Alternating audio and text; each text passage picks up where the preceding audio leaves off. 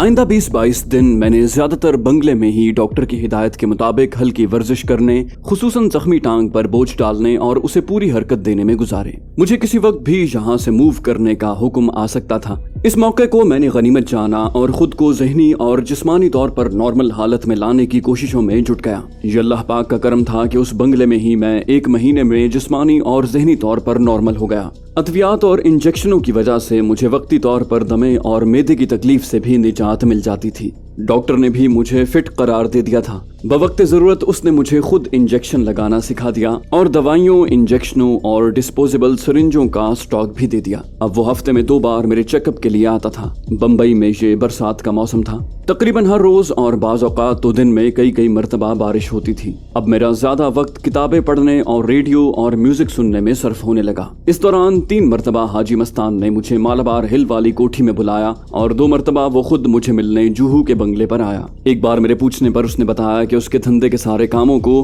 Bombay garage से monitor किया जाता है और अक्सर बेशतर ट्रांजैक्शंस रात को होती हैं। मुझ पर उसे इतना एतमाद हो चुका था कि उसने मुझसे अपनी इंतहाई खुफिया और जाती जिंदगी की वो बातें भी कह डाली जो शायद उसके इंतहाई काबिल एतमाद साथियों को भी मालूम न हो। ये अक्टूबर 1974 का वस्त था जब मैंने हाजी मस्तान को कहा कि अब मैं बिल्कुल तंदुरुस्त और शहर गर्दी और घूमने के लिए बिल्कुल फिट हूँ। मैंने सबसे पहले न्यू नागपाड़ा में अपने कवर स्टोरी वाले मकान को देखना चाहा। हाजी मस्तान ने अपने एक आदमी को कहा कि ख्वाजा को फोन करके यहाँ बुला ले। ख्वाजा साहब 2 घंटे में आ गए। हाजी मस्तान ने उससे मेरा तारुफ करवाया कि ये आसिफ अली हैं और लंदन से आए हैं। इन्हें अपने एक वाकिफ विनोद चोपड़ा से मिलना है जो तुम्हारे इलाके में रहता है। ख्वाजा को मैंने एड्रेस बताया तो उसने कहा कि अभी चलिए। ख्वाजा अपनी गाड़ी में और मैं 4 मुहाफिजों के साथ अपनी गाड़ी में रवाना हुए। न्यू नागपाड़े में टूटी फूटी सड़कों से गुजर कर हम एक जगह रुके। ये एक 4 मंजिला बिल्डिंग थी जिसके दूसरे माले पर वो फ्लैट था। मैं अपने 4 मुहाफिजों और ख्वाजा के साथ उस फ्लैट पर गया। घंटी बजाने पर एक घाटन बम्बई की जबान में घरेलू काम करने वाली औरत ने दरवाजा खोला। मेरे पूछने पर उसने बताया कि विनोद सेठ तो कारोबार के सिलसिले में उत्तर शुमाल की तरफ गए हुए हैं। कई महीने बाहर रहकर यहाँ सिर्फ चंद रोज के लिए आते हैं। मेरे मजीद पूछने पर उसने बताया कि विनोद सेठ का चाय का कारोबार है और कलकत्ते से चाय की पेटियां यहाँ आती हैं जिन्हें सेठ के हुक्म के मुताबिक हम मुख्तलिफ जगहों पर भेज देते हैं। इस वक्त भी 5 पेटियां यहाँ मौजूद हैं। उसने हमें फ्लैट के अंदर आने का कहा। 4 कमरों का ये फ्लैट अच्छे फर्नीचर और जरूरत की हर शय से मुज़य्यन था। एक कमरे में चाय की पेटियां, लेबोरेटरी का तराजू और बहुत सारे चाय के कप पड़े थे। चाय की ब्लेंडिंग के लिए इनकी जरूरत पड़ती थी। चाय की बहुत सारी पुड़ियां भी एक रैक में पड़ी थी जिन पर मुख्तलिफ नंबर और मुख्तलिफ चाय के नाम, मसलन ऑरेंज पीको और दार्जिलिंग फ्लेवर वगैरह लिखे हुए थे। घाटन ने बताया कि विनोद सेठ के एक हिस्सेदार 8-10 रोज के बाद यहाँ आते हैं। वही मेरी और मेरे पति को तनख्वाह देते हैं। मैंने घाटन से पूछा कि उसने क्या विनोद सेठ को कभी देखा है और आखिरी मर्तबा वो यहाँ कब आए थे तो वो पूरे यकीन से बोली, वाह सेठ, ये भी भली कही तुमने। भला हम अपने सेठ को ना पहचाने हैं? वो आप ही की तरह लंबे और गोरे चिट्टे हैं। पिछले महीने ही तो वो यहाँ 10 रोज रहकर उत्तर की जानिब गए हैं। मैं उस घाटन की बातों से हैरान हो रहा था। उसे खूब अच्छी तरह से पढ़ाया गया था। वो पूरे कॉन्फिडेंस से मेरे सवालों का जवाब दे रही थी। उस घाटन की बातों से ये भी मालूम हुआ कि विनोद सेठ का हिस्सेदार भी यहाँ आता रहता है। इसका मतलब ये था कि मेरे ही महकमे का कोई ग्रुप यहाँ भी मसरूफ अमल था और उसे इस मकान पर निगाह रखने की हिदायत भी की गई थी। मैंने घाटन को कहा कि मैं लंदन से आया हूँ और तुम्हारे विनोद सेठ का दोस्त हूँ। उन्हें मेरा नमस्कार कहना। मेरा नाम आसिफ अली है। ये कहकर मैंने घाटन को 200 रुपए दिए और हम वापस चले आए। मेरे महकमे ने मेरे कवर के लिए वाकई बहुत पुख्ता इंतजाम किया हुआ था। गाड़ियों में बैठने से पहले एक 6 मंजिला बिल्डिंग की तरफ इशारा करते हुए ख्वाजा ने बताया कि वो डायमंड बिल्डिंग है जिसमें वो रहता है। बोला, आप यहाँ तक आए हैं तो चाय पीकर जाएं। मैंने ख्वाजा का शुक्रिया अदा किया और कहा कि चाय फिर कभी सही, और उससे रुख्सत लेकर हम वापस जुहू चले आए। अगले रोज हम हाजी मस्तान के तरतीब दिए हुए प्रोग्राम के मुताबिक मेरीन ड्राइव पर अपने वक्त की मारूफ हीरोइन और गुलकारा सुरैया के फ्लैट पर गए। सुरैया को मैंने स्कूल और कॉलेज के दिनों में फिल्मों में देखा था। उस दौर में उसकी हर तरफ धूम थी। वो हॉलीवुड के मशहूर हीरो ग्रेगरी पेक से शादी करना चाहती थी और यही ख्वाहिश दिल में लिए वो अभी तक गैर शादीशुदा थी। उसकी आखिरी फिल्म मिर्जा गालिब है। सुरैया उन दिनों सोशल वर्क्स के कामों में मसरूफ थी और इसी खिदमत के एतराफ में बम्बई की एक सड़क का नाम सुरैया रोड रखा गया। कदीम तहजीब की दिलदादा सुरैया के ड्राइंग रूम में मगरबी तहजीब के सोफों के अलावा एक जानिब फर्शी नशिस्त का भी इंतजाम था। सुरैया ने चाय और लवाजिमात से मेरी तवाज़ो की। उसने बताया कि अभी तक वो बॉम्बे फिल्म इंडस्ट्री की वाहिद शख्सियत है जिसके पास रोल्स रॉयस गाड़ी है। तकरीबन 1 घंटा सुरैया के पास गुजारने के बाद मैं वापस चला आया। नीचे गाड़ी में मेरे चारों मुहाफिज मेरे इंतजार में बैठे हुए थे। उसके बाद हम मेरीन ड्राइव से ही एक ऊंचाई को जाती सड़क पर घूमे और हिल टॉप होटल के सामने से गुजरते हुए एक पुरानी वजह के छोटे से बंगले में आ गए। यहाँ फिल्म एक्ट्रेस निम्मी अपने शौहर गालिबन रजा अली के हमरा रहती थी। आगरे की मशहूर तवाइफ वहीदन बाई, जिसके गानों के रिकॉर्ड किसी जमाने में बहुत मकबूल थे, निम्मी की वालिदा थी। रिवायती लखनवी अंदाज से सलाम करते हुए निम्मी और उसका शौहर मेरे मुंतजिर थे। ये सब हाजी मस्तान के असर रसूख के बायस था। वहाँ भी तकरीबन 1 घंटा माजी की फिल्मों की बातें करते गुजरा। निम्मी फिल्मी दुनिया से रिटायर हो चुकी थी और खालिसतन घरेलू औरत लगती थी। इन दोनों मियाँ बीवी से रुखसत होकर हम वापस चले आए क्योंकि आज के दिन का यही प्रोग्राम तय था। दिल्ली में गिरफ्तारी के बाद से मेरा अपने घर वालों से कोई राब्ता न था। मेरी वालिदा अक्सर बीमार रहती थी और इकलौती औलाद होने की वजह से उनकी तमाम तर जिम्मेदारी मुझ पर थी। मैंने बिलाखिर उन्हें अपने महकमे के लंदन के दफ्तर की मारिफत खत लिखा। लंदन से ये खत मेरे महकमे को पाकिस्तान में और फिर महकमे की तरफ से मेरे घर जाना और जवाब इसी जरिए से मुझ तक पहुंचना था। 20-21 रोज के बाद मेरी वालिदा और बीवी के हाथों के लिखे हुए खत मुझे लंदन से मौसूल हुए। उन्हें गालिबन बता दिया गया था कि वो पाकिस्तान के मुताल्लिक कुछ न लिखें। खतों में भी अज लंदन लिखा हुआ था। ये खतूत मिलने से मुझे दिली सुकून मिला। मेरे बेटे शुजा की तस्वीर भी थी। वो अब 3 साल और चंद माह का था। खतों किताबत का ये सिलसिला मेरे बम्बई में क़याम तक जारी रहा। आइंदा हफ्ते की दोपहर खंडाला जाने का प्रोग्राम बना, जहाँ से पीर को वापसी होनी थी। खंडाला बम्बई से तकरीबन 80 किलोमीटर दूर एक पुरफजा और निहायत खूबसूरत पहाड़ी मकाम है। बम्बई के रऊसा की वहाँ कोठियाँ बनी हुई हैं और होटल भी हैं। खंडाला में भी हाजी मस्तान का एक बहुत खूबसूरत सफेद बंगला था, लेकिन मैंने होटल में क़याम किया। दरअसल मैं मुसलसल तन्हाई और मुहाफिजों के घेरे से उकता चुका था। मैंने होटल में रहने का इरादा खंडाला पहुँच कर किया। मेरे मुहाफिज मेरे इस फैसले से घबरा गए। मैंने हाजी मस्तान को फोन किया तो उसने कहा कि कोई हर्ज नहीं, वो फौरी इंतजाम कर देता है। हम होटल की रिसेप्शन में बैठे थे कि होटल का मैनेजर आया और निहायत मुअद्दब होकर बोला, होटल का बेहतरीन कमरा आपके लिए हाजिर है। मैं होटल में एंट्री के लिए रिसेप्शन पर जाने लगा तो मैनेजर ने कहा, इसकी जरूरत नहीं, हाजी साहब ने ये कमरा अपने नाम पर बुक करवा लिया है। आपकी ख्वाहिश के मुताबिक हर शय मुहैया की जा सकती है, आप हुक्म करें। मैंने कहा, फिलहाल तो आप मेरे 4 आदमियों की रिहाइश का इंतजाम करें।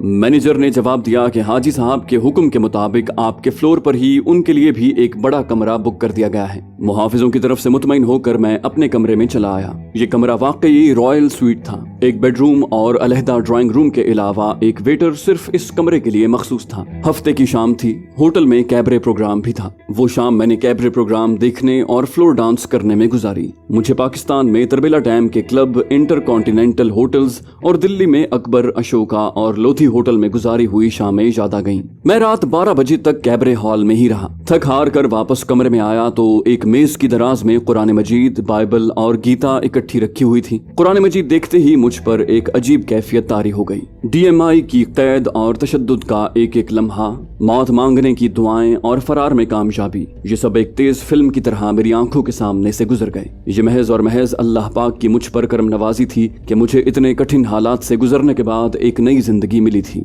मेरा जगह जगह से जख्मी जिस्म ठीक हो चुका था और मैं दुश्मन के कुत्तों की पहुंच से दूर महफूज हाथों में था। और अपने रब की इतनी मेहरबानियों का शुक्र अदा करने की बजाय मैंने ये शाम नाचो रंग की महफिल में गुजारी थी। मेरी जख्मी टांग, जिसे डॉक्टर के बकौल अगर 2-3 दिन मजीद बगैर इलाज के रखा जाता तो काटनी पड़ती, जब बिल्कुल ठीक और नॉर्मल हो गई तो मैं बजाय रुकू और सुजूद के डांसिंग फ्लोर पर नाचता रहा। तो फह मुझ पर और मेरी जिंदगी पर। अपनी गफलत और नदामत से मुझ पर जैसे घड़ों पानी पड़ गया। नदामत के आंसू बेख्तियार मेरी आंखों से बहने लगे। मैंने वो रात तौबा इस्तग़फ़ार, रब्बे करीम से माफी मांगने और इबादत में गुजारी और अहद किया कि आइंदा ऐसी महफिलों से दूर रहूंगा। अल्लाह पाक मुझे अपने अहद पर साबित कदम रहने की तौफीक अता फरमाए। खंडाला के कुदरती हुस्न की जितनी भी तारीफ की जाए कम है। बम्बई की पुरशोर जिंदगी और गर्म मरतूब आबो हवा के मुकाबले में खंडाला जन्नत नजीर महसूस होता है। निहायत खुशगवार मौसम, सरसब्ज पहाड़ियाँ, फूलों के दूर तक लहलहाते सिलसिले, सफेदे और चनार के दरख्त, خوشگوار مستی भरी फजा, हर तरफ सब्जा ही सब्जा और पहाड़ियों पर तख्ता दर तख्ता बाग। इतवार का सारा दिन मैंने शाम गहरी होने तक कुदरत की अता करदा रंगीनियां देखने में गुजारा। दूसरे रोज यानी पीर को हम बम्बई वापस लौट आए। अगला दिन मैंने दिल्ली से निकलने के बाद से लेकर आज तक की रिपोर्ट तैयार करने में गुजारा। मुझे अपने एक एक घंटे और दिन का हिसाब पाकिस्तान वापसी पर अपने महकमे को देना था और इसमें जरा सी भी गफलत मुझे इबरतनाक अंजाम से दो चार कर सकती थी। DMI हेडक्वार्टर से मेरा फरार होना मंतकी हिसाब से नामुमकिन था। मेरे महकमे वाले भी मेरे मुतालिक वही कुछ सोच सकते थे जिसका हाजी मस्तान ने अपनी पहली मुलाकात में गुमान किया था। 2-3 रोज के बाद मैं हाजी मस्तान से मिला। वहीं बातों बातों में उसके साथियों में से एक ने कहा कि आज शाम बरला हाउस में ऑल इंडिया कॉमेडियंस नाइट का शो हो रहा है। हाजी मस्तान को ऐसी हल्की फुल्की तफरीह का बहुत शौक था। उसके कहने पर सबसे आगे की 20 सीटें रिजर्व करवा दी गईं। वो सीटें हालांकि पहले ही से किसी और के लिए रिजर्व हो चुकी थी, लेकिन हाजी के आगे किसी को दम मारने की जरूरत न हुई। उस शो में जानबूझकर मैं हाजी मस्तान के ग्रुप के आखिरी कोने वाली सीट पर बैठा। हाजी मस्तान की अपनी हिफाजत के लिए कम से कम 50 मुसल्ला अफराद होते थे। फिल्में वो अपनी कोठी में बने सिनेमा में देखता था और बिला वजह पब्लिक में वो जाता नहीं था। ऐसा स्टेज शो वो कभी कभार ही देखता और ऐसे मौकों पर उसके लिए खुसूसी हिफाजती इंतजामात किए जाते थे। मेरे सामने वो बहुत रिजर्व रहता था और मेरी ख्वाहिश थी कि इस मजाहिया शो में वो दिल खोल कर कह लगाए। इसीलिए मैंने उसे बेतकल्लुफ साथियों के हमरा छोड़कर कोने वाली सीट अपनाई। उस शो में भारतीय फिल्म इंडस्ट्री के कॉमेडियंस के अलावा मुख्तलिफ सूबों के मशहूर मस्खरों ने भी अपने अपने फन का मुजाहिरा किया। एक बात मैंने खास तौर पर नोट की कि हर मस्खरे के मस्खरेपन की तान पाकिस्तान की तज़हीक करने पर ही टूटती थी। सुकूत ढाका के जख्मों पर बार बार निश्तर लगाए जाते थे। इंटरवल से पहले ही मैं इस नाकाबिल बर्दाश्त जिल्लत से बचने के लिए अपनी सीट से उठा और बाहर जाने के लिए हाजी मस्तान के सामने से गुजरा। मुझे जाता देखकर वो सारा ग्रुप उठ खड़ा हुआ। हॉल से बाहर निकलकर हाजी मस्तान ने मुझसे पूछा, क्या बर्दाश्त नहीं हुआ? मैंने जवाब में कहा, हाँ। आखिर कब तक हमें अपने वतन के चंद गद्दारों की वजह से शिकस्त खाने की जिल्लत के ताने सुनने पड़ेंगे? मेरा तो जी चाहता था कि स्टेज पर जाकर चीख चीख कर कहूं कि हमारे चंद गद्दारों की वजह से तुम हमें इतना जलील मत करो। मजमूई तौर पर पाकिस्तानी कौम को शिकस्त हुई है, लेकिन इनफिरादी तौर पर किसी मुहिब वतन पाकिस्तानी ने शिकस्त कबूल नहीं की। हम 5 अफराद की फौज 5 मैन आर्मी ने दिल्ली, गोरखपुर और अहमदनगर में वो काम कर दिखाए हैं जिनका तुम सोच भी नहीं सकते। हाजी मस्तान भी उन मस्खरों के इस लुच्चरपन से गुस्से में आ चुका था। उसने मुझे रुखसत करते हुए कहा कि कल दोपहर का खाना हम इकट्ठे खाएंगे। दूसरे रोज 12:30 बजे जब मैं हाजी मस्तान के घर पहुंचा तो दिलीप चड्ढा नामी मस्खरा, जिसने पाकिस्तान की तज़हीक में कोई कसर न उठा रखी थी, हाथ पांव बंधा और मुंह में कपड़ा ठुसा कालीन पर हमारे सामने पड़ा हुआ था और उसके चेहरे से मालूम होता था कि उसकी जबरदस्त ठुकाई हो चुकी है। मेरे आने की इत्तला मिलते ही हाजी मस्तान ड्राइंग रूम में आ गया। उसके 2-3 करीबी साथी वहां पहले ही बैठे उसका इंतजार कर रहे थे। दिलीप चड्ढा को इस हालत में देखकर मैं हाजी मस्तान से कुछ पूछने ही वाला था कि वो बोला, गुज़श्ता रात तो हम प्रोग्राम अधूरा छोड़कर ही चले आए। इसके चुटकुलों और तंजिया जुमलों का कुछ लुत्फ तो मेरे आदमियों ने पहले ही उठा लिया है और उनकी भरपूर दाद भी दे दी है। प्रोग्राम का बाकी हिस्सा अब देखते हैं। ये कहकर उसने अपने आदमियों को इशारा किया और उन्होंने दिलीप को रस्सियों से आजाद किया। रस्सियां खुलते ही दिलीप चड्ढा उठ खड़ा हुआ, मुंह से कपड़ा निकाला और हाजी मस्तान के पांव में गिरकर रोने और माफिया मांगने लगा। दाद की वसूली से उसका चेहरा सूजा हुआ था। हाजी मस्तान ने उसे पांव से धकेला और सीधा खड़े होने को कहा। उसने एक लम्हे की देर न लगाई। उसने हाथ जोड़ रखे थे और रोते हुए गिड़गिड़ा कर माफी मांगे जा रहा था। वो हाजी मस्तान को पहचान चुका था और यकीनन उसके नाराज होने का अंजाम भी जानता था। मैंने उसे कहा कि तू 2 कौड़ी का आदमी, लोगों को हंसाने की कोशिश में ये भी भूल गया था कि जिस मुल्क की तू तज़हीक कर रहा था उसमें अब भी इतना दमखम है कि भारत को नाकों चने चबवा सकता है। तुम ये हमेशा याद रखना और अपने साथियों को भी बता देना कि पाकिस्तान का बच्चा बच्चा सिपाही है और वक्त पड़ने पर अपनी जानें देकर अपने वतन की हिफाजत करना बखूबी जानता है। अब तो मैं तुम्हें बड़े सेठ से माफी ले देता हूँ, लेकिन आइंदा अगर तुम्हारी जबान से पाकिस्तान के खिलाफ एक भी लफ्ज निकला तो तुम्हारी खैर नहीं। हाजी मस्तान का भी उसे कोई सख्त सजा देने का इरादा नहीं था, इसलिए वो अब तक जिंदा ड्राइंग रूम में मौजूद था, वरना उसके कारिंदे शो खत्म होते ही उसका काम कर देते और मैं भी यही चाहता था। इस मस्खरे को अपने बकवास की काफी सजा मिल चुकी थी। मस्खरों मरासियों का तो ये रोजी कमाने का धंधा है कि दूसरों को हंसाएं। मैंने हाजी मस्तान को मुखातिब करते हुए कहा कि इसकी बाकी सजा ये है कि ये हमें अब और खाने के दौरान हिंदुओं और भारत के मुताल्लिक लतीफे सुनाए। ये सुनते ही दिलीप मेरे सामने उकड़ू बैठ गया और कहने लगा, लगा, सेठ मैं तो आपको ऐसे लतीफ़े सुनाऊंगा कि आप खाना भूल जाएंगे। किस्सा मुख्तसर, हम तकरीबन 2 घंटे उसके 20 लतीफ़ों से महजूज हुए। उसका सुनाया हुआ सिर्फ एक लतीफ़ा पेश खिदमत है। भारतीय अफवाज के बहादुरी के तमगे अशोक चक्कर, भारत चक्कर, वीर चक्कर और महावीर चक्कर वगैरह हैं। 65 की जंग में भारतीय अफवाज की आला कारकर्दगी देखते हुए भारतीय हुकूमत ने एक नया तमगा अपनी बहादुर अफवाज के लिए बनाया है, जिसका नाम रफू चक्कर रखा गया है। खाने के बाद हाजी मस्तान ने उसे 1000 रुपया इनाम दिया और उसके आदमी मस्खरे को आंखों पर पट्टी बांधकर उसे मीलों दूर बैंद्रा के करीब छोड़ाए। मैंने ये अक्सर महसूस किया कि हाजी मस्तान बातें करते करते अचानक कहीं खो जाता था। एक रोज मैंने उससे पूछ ही लिया कि ऐसी कौन सी परेशानी है जिसके बायस उसकी ये हालत होती है। हाजी मस्तान से मिले अगरचे मुझे ज्यादा दिन नहीं हुए थे, लेकिन इस मुख्तसर मुद्दत में हम एक दूसरे के इतने करीब आ चुके थे कि जाती बातें भी बड़ी बेतकल्लुफी से करते थे। मेरे पूछने पर पहले तो वो कुछ देर खामोश रहा और फिर बुझे लहजे में बोला, मेरे सारे गैर कानूनी कारोबार का एक बड़ा मकसद ये भी है कि मैं गरीब और नादार मुसलमानों की माली मदद करूं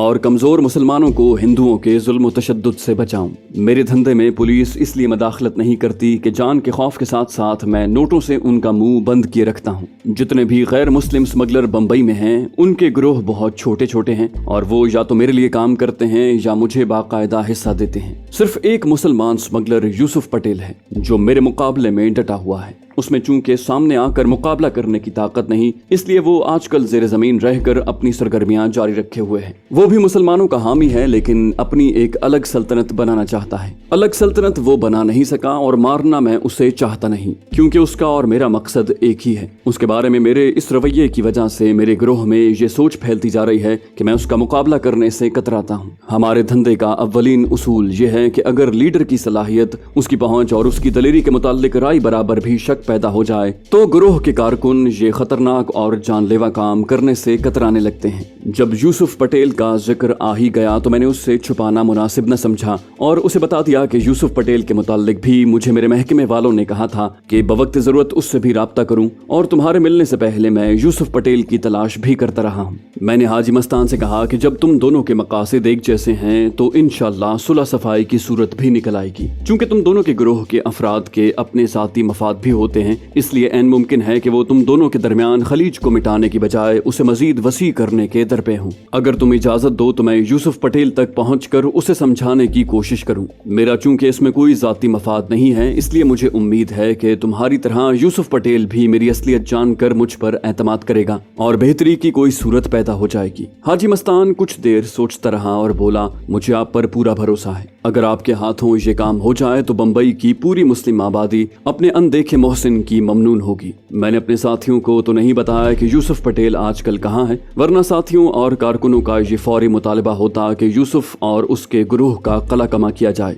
आपको बताता हूँ कि यूसुफ पटेल आजकल महबूब स्टूडियोज के अकब में रिहायशी मकानों में जयंत फिल्म एक्टर के मकान में रहता है। उस तक पहुँचने के लिए आपको अकेले टैक्सी में जाना होगा। मेरे आदमी हमारी 2 गाड़ियों में दूर से आपकी हिफाजत करेंगे। मैंने इस काम की हामी भर ली। भारत में खतरों से खेलते खेलते अब मैं उस मकाम पर पहुंच चुका था जहां जिंदगी की अहमियत खत्म हो जाती है। हमने अगले दिन सुबह 10 बजे का प्रोग्राम सेट किया। मुझे जूहू से निकलते ही टैक्सी लेनी थी और हाजी मस्तान के 10 आदमियों ने उसकी 2 गाड़ियों में मुझसे फासला रख कर मेरी हिफाजत करनी थी। उसी से पहर हाजी मस्तान मुझे अपने हमरा लेकर हाजी अली के मजार पर गया। हाजी अली का मजार मेरीन ड्राइव के करीब ही तकरीबन 1 फरलांग समंदर के अंदर बना हुआ है। समंदर से मजार तक सिर्फ पैदल ही जा सकते हैं। ये रास्ता सड़क से मजार तक समंदर में बड़े पत्थर डालकर समंदर की सतह से तकरीबन 4 फुट बुलंद बनाया गया है। शाम के 6-7 बजे तक ये रास्ता मौजूद रहता है और फिर समंदर का पानी इसे ढांप लेता है और अगली सुबह ये रास्ता फिर जाहिर हो जाता है।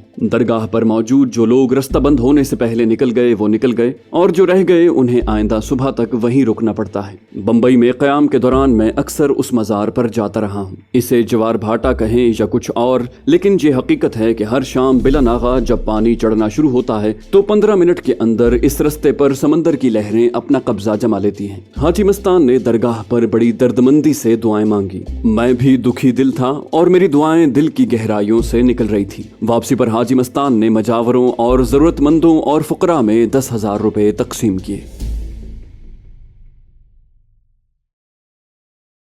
तो दोस्तों ये थी हमारी आज की एपिसोड। उम्मीद करते हैं आपको हमारी कहानी पसंद आई होगी। जाने से पहले इस वीडियो को लाइक कीजिए और शेयर करना मत भूलिए। कमेंट करके हमें बताइए कि आपको हमारी वीडियो कैसी लगी। اور اگر ابھی تک آپ نے اس چینل کو سبسکرائب نہیں کیا تو اسے سبسکرائب کیجئے اور بیل آئیکن دبا کر آل نوٹیفیکیشنز آن کر لیجئے